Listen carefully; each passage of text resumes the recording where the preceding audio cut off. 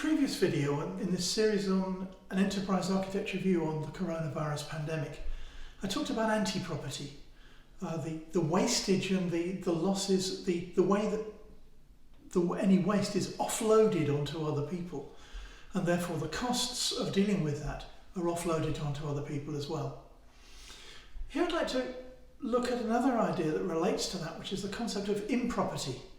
We talk about property as something that is proper to people, that it is literally property, that which is proper.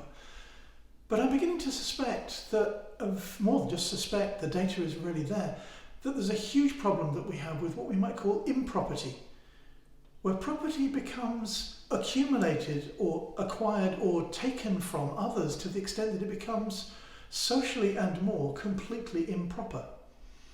So if property is that which is proper, improperty is that which is improper.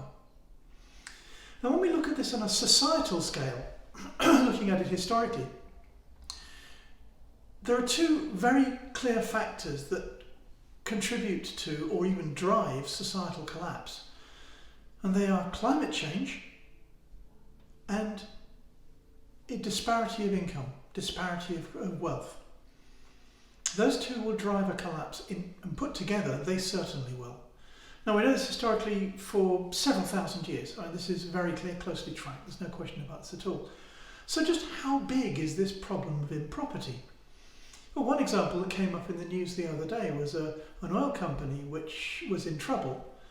Its most senior executives assigned themselves $14 million in bonuses and then declared the company bankrupt.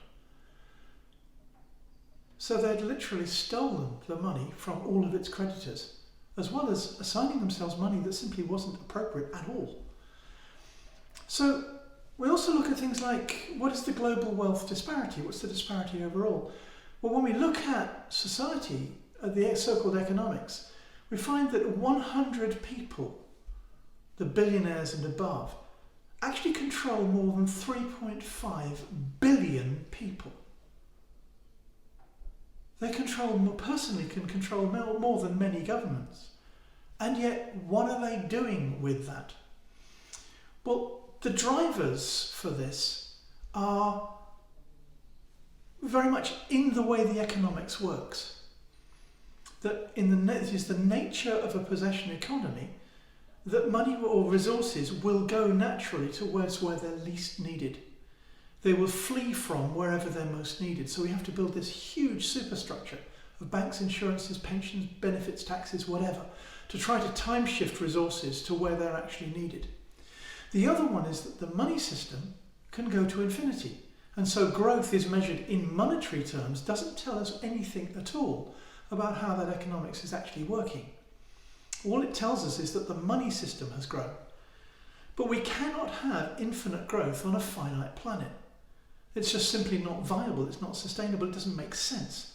So the fundamentals of our entire economics don't work.